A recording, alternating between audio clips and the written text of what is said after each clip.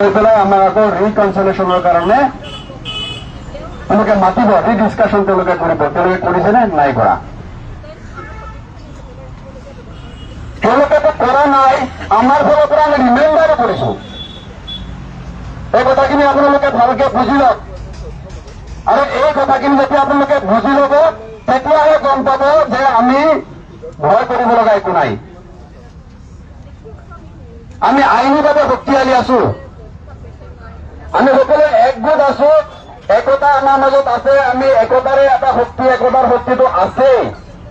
আইনীভাৱে কিন্তু আমি শক্তিশালী আছো, আমি দুয়োটা ফালৰ পৰা শক্তিশালী আছো। তেতিয়াহ'লে আমি ভয় কৰিব লগা কি আছে আমাৰ হাতত? মই আপোনালোকক প্ৰশ্ন কৰিব বিচাৰিছো, আমি সকলোৱে একগোট হৈ আছো, ৩,০০০ মানুহ আমি একতাৰে আগবাঢ়ি আহিছো, বা আমি থাকিম বুলি প্ৰতিশ্ৰুতিবদ্ধ হৈছো, আমি প্ৰতিশ্ৰুতি দিছো। সেইফালেও আমি শক্তিশালী, আমি আইনীভাৱে শক্তিশালী। আইনে আমাক যোনখিনি প্ৰভিজন দিছে, আইনে আমাক যিমানখিনি ছেফগাৰ্ড দিছে, সেইখিনি লৈও আমি শক্তিশালী। তেতিয়াহ'লে আমি ভয় কৰিব লগা আমাৰ কথা ক'ত আছে? আমি ভয় ক'ত কথা কৰি আছো? আমি ভয় কৰি আছো কোনোবা ইএমএ আমাক ফোন কৰি আছে, ৩০ তাৰিখে যদি তই জইন নকৰ তোৰ চাকৰি যাব, বাকী কেইজনৰ দৰে তোৰ চাকৰিও যাব। কোনোবা স্পনচাৰশ্বিপত থকা ৪০-৫০ জনীয়া দলে তাৰ কেইজনমান ব্যক্তিয়ে কৈছে যে তহঁতৰ চাকৰি যাব, ৩০ তাৰিখৰ পিছত তহঁতৰ চাকৰি যাব। আৰু কোনোবা মানুহ আমাৰ মাজৰে কেইজনমান বজন ওলাই গ'ল, সেইকেইজনে কৈ আছে ৩০ তাৰিখৰ ভিতৰত জইন নকৰিলে তহঁতৰ চাকৰি যাব। এতিয়া আমি কাৰ কথা মানিম? মোৰ কথা মানিব নালাগে, প্ৰাঞ্জল শৰ্মাৰ কথা মানিব নালাগে, গণেশৰ কথা মানিব নালাগে। আমি এতিয়া সিদ্ধান্ত ল'ব লাগিব আমি কাৰ কথা মানিম। আমি একতাৰ শক্তিটোক মানিম নে আইনে যোনখিনি আমাক প্ৰভিজন দিছে, আইনে যোনখিনি ছেফগাৰ্ড দিছে, আইনে য'ত আমাক ছেভ কৰি আছে, আমি আইনৰ লগত থাকিম নে স্পনচাৰশ্বিপ থকা জাতিদ্ৰোহী? সেইখিনি শব্দ চঙলৈ খুব ধুনীয়াকে আহে। সেইকেইটাৰ লগত থাকিম নে আমাৰ মাজৰ যোনখিনি বদন ভাতৃঘাতী আহি থাকিব, কণ্টিনিউ আহি থাকিব, আমি সেইকেইজনৰ লগত থাকিম নে আমি আইনৰ লগত থাকিম, নে আমি একতাৰ লগত থাকিম? এই সিদ্ধান্ত কিন্তু আমি সকলোৱে আমি ল'ব লাগিব। তাত আমি ক'ব লগা একো নাই, তাত আমি প্ৰেছাৰ আমি দিব লগা নাই, উৎপলকো প্ৰেছাৰ দিব লগা নাই, কাকো আমি প্ৰেছাৰ দিব লগা নাই। নিজে চিন্তা কৰিব লাগিব যে আমাক বন্ধকত থৈ পেলাই ৪৩,০০০ টকা চেলাৰী লোৱা ব্যক্তিজনৰ কথা আমি শুনিম নে আমাক সচললৈকে আন্দোলনৰ মাজত আহিবলৈ উদগনি যোগোৱা বা আন্দোলনতো ২-৪ দিন মান আহি আমাৰ লগত জিন্দাবাদ মুৰ্দাবাদ কৈ থকা ব্যক্তিসকলে আজি তেওঁলোকে যে মেনেজমেণ্টৰ পাল্লাত উঠি পেলাই তেওঁলোকে ক'ব বিচাৰিছে তহঁতৰ চাকৰি যাব, সেইসকল মানুহৰ কথা শুনিম নে আইনে আমাক যোনখিনি ছেফগাৰ্ড দিছে আমি সেই কথাখিনি শুনিম? এই সিদ্ধান্ত আপোনাৰ আমাৰ মোৰ, আমি কেন্দ্ৰীয় সমিতিৰ সিদ্ধান্ত নহয়। এইটো আইনৰ লগত যদি আমি আইনৰ লগত যাব বিচাৰো তেতিয়াহ'লে ৩০ তাৰিখ এনেকুৱা আৰু ১০০টা হওক, এনেকুৱা আল্টিমেটাম আৰু ১০০টা হওক। আমি ভয় কৰিব লগা কিবা আছে নেকি? এনেকুৱা আল্টিমেটাম ২২ তাৰিখে গৈছে, ৫ তাৰিখে গৈছে, আকৌ ৩০ তাৰিখে আহিছে। এনেকুৱা ৩০ তাৰিখ আৰু কিমানটা আহিব পাৰে? আহি থাকক, হয় নে নহয়? এনেকুৱা আল্টিমেটাম আৰু কিমানটা আহি থাকে? গতিকে এই কথাখিনি আমি সকলোৱে বুজি পাব লাগিব। যদি বুজি নাপাওঁ, আজি আমি এনেকুৱা এটা পৰিস্থিতিত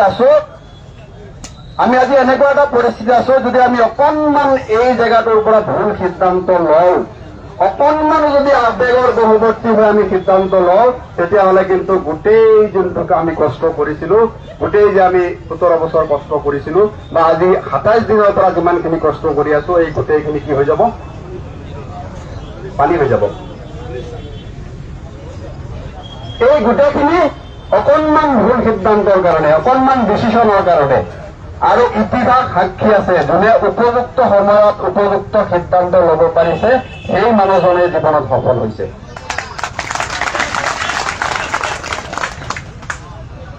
প্ৰত্যেকজন ব্যক্তিৰ হাতত বা প্ৰত্যেকজন ব্যক্তিৰ মন মগজুত সফলতাৰ চৰম শিপালৈকে যোৱাৰ যোনটো এনাৰ্জি, যোনটো দক্ষতা, যোনটো ক্ষমতা প্ৰত্যেকজন ব্যক্তিৰে আছে।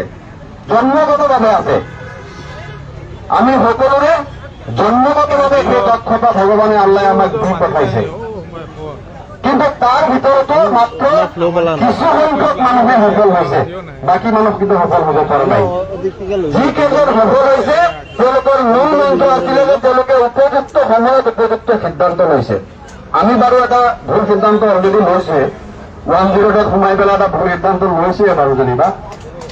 সিদ্ধান্তটো আমাৰ ভুল আছিলে, কিন্তু যেতিয়া আমি কামত সোমাই গৈছো, এই যেতিয়া কামটো কৰি পেলাই যোনখিনি শান্তি আমি মনত পাওঁ, এজন মানুহক বচাই পেলাই যি শান্তি আমি মনত পাওঁ, হয়তো সেই অনুভৱটোৰ কাৰণে আমি সকলোৱে জড়িত হৈ আছো। সেই অনুভৱটোৰ কাৰণে আমি জীয়াই আছো। যেতিয়া মানুহ এজনে, আমি ৰাতি 2টা বজাত যেতিয়া গাড়ীত ডেলিভাৰী হয়, প্ৰসৱ হয়, যেতিয়া এই সন্তানক মাকৰ কোলাত উঠাই দি পেলাই মাকৰ যি হাঁহিটো আমি পাওঁ, সেই হাঁহিটো আমাৰ যেন নিচা হ'ল। শৰ্মাদা ইতিমধ্যে গুৱাহাটীত লিখিছে এই কথাটো। কাৰোবাক ষ্ট্ৰক হোৱা পেচেণ্ট এটা ইমাৰ্জেঞ্চি সময়ত যেতিয়া তাক মানুহজনক নি পেলাই আমি হস্পিটেলত দি বা অক্সিজেন দি পেলাই হস্পিটেলত নি পিছদিনা যেতিয়া সেই মানুহজনৰ ল'ৰাটোৱে আমাক লগ পাই পেলাই কয়, দাদা উপযুক্ত সময়ত আপোনালৈ নাহাহেঁতেন, হয়তো মই দেউতাক আজি নাপালোহেঁতেন, বহুত বহুত ধন্যবাদ দেই আপোনালোকক। এই যে কথাখিনি, এই কথাখিনিয়ে কৰবাত নহয় কৰবাত আমাক বান্ধ খুৱাই ৰাখিছে। সেইটো আমাৰ নিচা হৈ গ'ল। কিন্তু সিদ্ধান্ত আমি কিন্তু তেতিয়া ভুল লৈছিলো। আমি সিদ্ধান্ত ভুল কিয় লৈছিলো জানো নাই? এই যে অশোক স্তম্ভটো আছিলে গাড়ীখনত, হয়নে? ময়ো সেই অশোক স্তম্ভটো দেখিয়ে কৈছিলো। যেতিয়া কামত সোমাই গলো, সোমাই গৈ থাকিলো আৰু ওলাব পৰা অৱস্থাত নাথাকিলো। এতিয়া আমি কৈছো যে আমি আকৌ এবাৰ ভুল সিদ্ধান্ত ল'ব পৰা অৱস্থাত কিন্তু আমি নাই। আমি তেতিয়া ভুল সিদ্ধান্ত ল'ব পৰা এটা চান্স আমি লৈছিলো। তেতিয়া আমাৰ বয়স আছিলে, আমাৰ হাতত তেতিয়া বয়স আছিলে। আমি 22 বছৰ, 25 বছৰ, 30 বছৰ আমাৰ বয়স আছিলে। আমি তেতিয়া চান্স এটা লৈছিলো, কিন্তু আজিৰ তাৰিখত চান্স ল'ব পৰা বয়সটো আমাৰ হাতত নাই। আছে নেকি?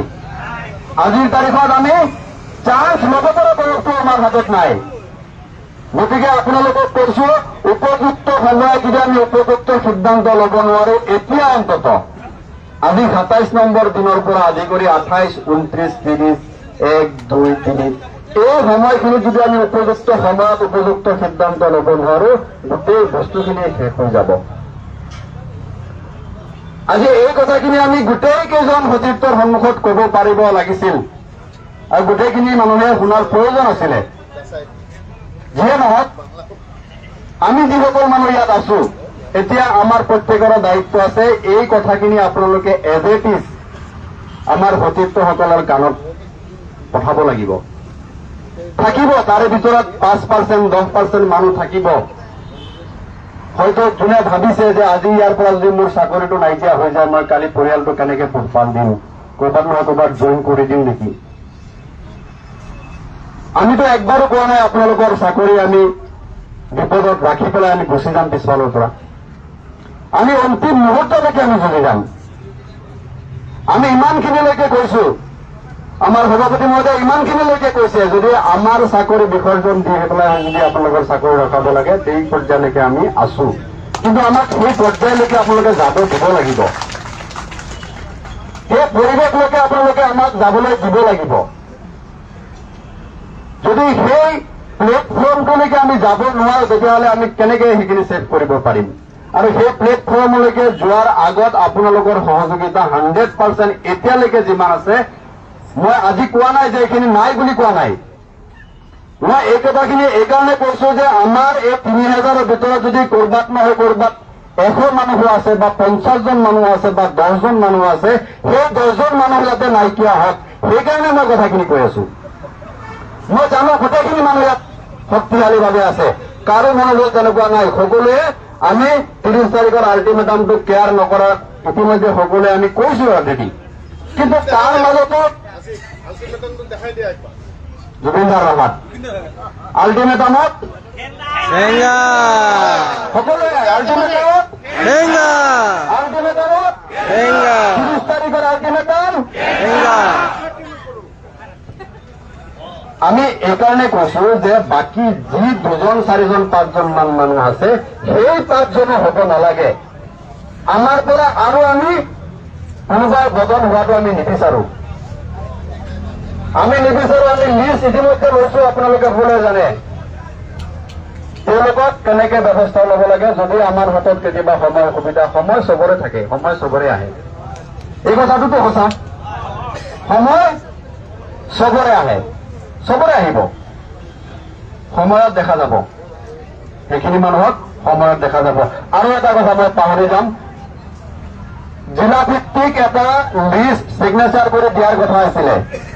কোন কোন জিলাই দিয়া নাই, আপোনালোকে আজিয়ে আমাৰ জগদীপ আছে আৰু সঞ্জীৱ আছে, এই দুজনৰ হাতত আপোনালোকে আজিয়ে এই লিষ্টখিনি দি দিব। যিকেইজন বাকী আছে এতিয়াই দিব নালাগে বাৰু, এতিয়া বহক, কথাখিনি শেষ কৰি লওঁ। অকণমান দীঘলীয়া হৈছে কথাখিনি। মই দীঘলীয়া এইকাৰণে কৰিছো যে আমি এই কথাখিনি যদি বুজি নাপাওঁ তেতিয়াহ'লে এই ভয়টো আমাৰ মনত থকাটো স্বাভাৱিক। আজি মই কেন্দ্ৰীয় সমিতিৰ দায়িত্বত আছো, শৰ্মাদা কেন্দ্ৰীয় সমিতিৰ দায়িত্বত আছে, গণেশ আছে, বা আমি যিকেইজনে আছো, আমি জানো কাৰণে আমাৰ মনোবল বৃদ্ধি হৈ আছে, আমাৰ শক্তিটো বাঢ়ি আছে। কৰবাত নহয় কৰবাত নজনা মানুহখিনি মনোবল বৃদ্ধি নোহোৱাটো একেবাৰে স্বাভাৱিক থাকিবও পাৰে। সেইকাৰণে আপোনালোকক কৈছো, এই কথাখিনি ভালকে এবাৰ শুনি লওক যে আমি দুয়োটা ফালৰ পৰা শক্তিশালী অৱস্থাত আছো, আইনীভাৱে শক্তিশালী অৱস্থাত আছো, আৰু একতাৰ ফালৰ পৰা আমি শক্তিশালী অৱস্থাত আছো। আৰু কৰবাত নহয় কৰবাত তেওঁলোকে এটা সময়ত আমাৰ ওচৰত আহি শৰণাপন্ন হবই লাগিব, আমাৰ দাবী মানিবই লাগিব, আমাৰ সমস্যা সমাধান হবই লাগিব। কিন্তু এইখিনি পোৱাৰ ক্ষেত্ৰত এই কথাটো অলপ ভালকে শুনিব, এইখিনি কৰাৰ ক্ষেত্ৰত যদি আমি আন্দোলনৰ ধাৰাটো সলনি কৰিব লগা হয়, আমি যদি আমৰণ অনশনত যাব লগা হয়, বা আমি কোনো অফিচত গৈ পেলাই অৱস্থান ধৰ্মঘট কৰিব লগা হয়, সেইখিনি ঘোষণা কৰাৰ পিছত আপোনালোকৰ মনত এই ভাৱটো আহিব নালাগে যে এতিয়া যদি এইখিনি কৰিব গৈ আছে আমাৰ হাতত ৰিজাল্ট নাই নেকি, বা আমি সফল নহম নেকি, সেই মনোভাৱটো আনিব নালাগে। বুজাব পাৰিছোনে কথাখিনি? মই বুজাব পাৰিছোনে আপোনালোকক? যদি কিবা কাৰণত সেই কামখিনি আদায় কৰিব যাওঁতে এতিয়াৰ আন্দোলনৰ ধাৰাটো আমি চেঞ্জ কৰিব লাগে, আমি আমৰণ অনশনৰ পৰা আদি কৰি বিভিন্ন কাৰ্যসূচী যদি আমি ল'ব লাগে, তাৰ অৰ্থ এইটো নহয় যে আমাৰ হাতত ফলাফল নাই, বা আমাৰ হাতত ৰিজাল্ট নাই, বা আমাৰ হাতত বিকল্প নাই কাৰণে আমি এইখিনি কৈছো। আৰু এই কথাখিনি আপোনালোকক আমাক সেই যে নাম কৈছিলো, শৰ্মাদাই যিকেইটা শব্দ কৈছিলে, সেই শব্দকেইটা যাক যাক উপাধি দিছিলো তেওঁলোকে কব। ইহঁতৰ হাতত একো প্লানিঙেই নাই। ইতিমধ্যে এটা ষ্টেটাছ দেখিছো, মোক কোনোবা দীপাংকৰে দেখাইছিলে, এই 43,000 দৰমহা পোৱাজনে কিবা কিবি লিখিছে, চুটকাটা।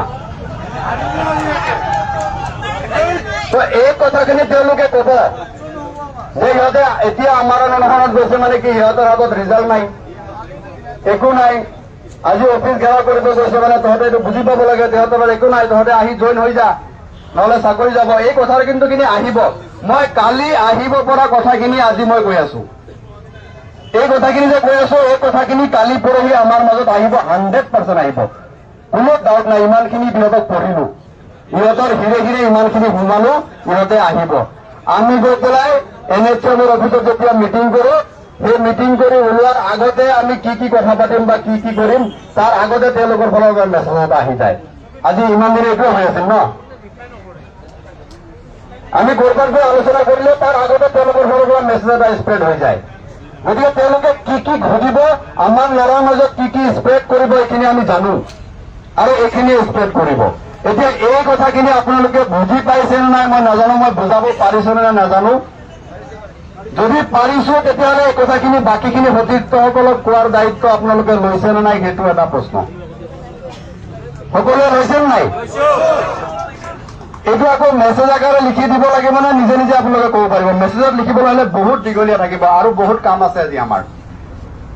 সেই কামখিনিৰ মাজত কোনোবাই কৈছে মেছেজ এটা দি পেলাই গোটেই কথাখিনি কৈ দিয়ক। মেছেজ এটা দিয়াটো একো ডাঙৰ কথা নহয়, কিন্তু মেছেজটো লিখোতে আধা ঘণ্টামান সময় লাগিব, সেইখিনি সময় আমি দিব বিচৰা নাই। যদি আপোনালোকে বুজি পাইছে, লগৰ সতীৰ্থক যদি বুজাব পাৰে, তেতিয়াহ'লে আৰু মেছেজ নিদিওঁ। নালাগে, হ'ব নালাগে।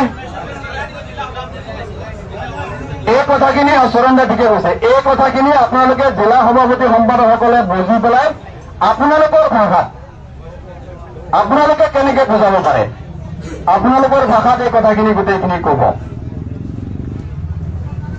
এই গোটেই কথাৰ পৰা আমি 3-4টা বস্তু আমি গোটেই এতিয়া মই চামাৰে শেষ কৰিব বিচাৰিছো। 1 নম্বৰ হ'ল যে এতিয়া আমাৰ মূল অস্ত্ৰ হৈছে আমাৰ একতা। ইয়াত চচলত যি ধৰণে আমি গেডাৰিং যোৱা 26 দিনে কৰি আহিছিলো, আমাক সেই